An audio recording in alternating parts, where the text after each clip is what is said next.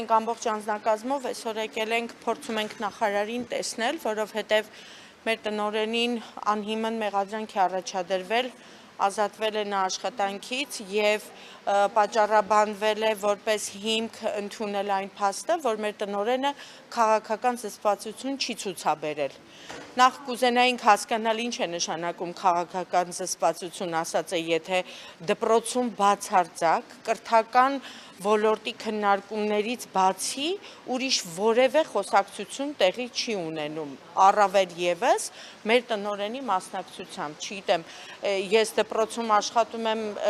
արդեն 3 տարի, ուրիշ դպրոցներում էլ եմ աշխատել, անկեղծ ասեմ, նման սրտացավություն, նման անաչառություն, ոչ մեկի կողմը չբռնել, մյուսին չթողնել, բան չանել, ես նման բաների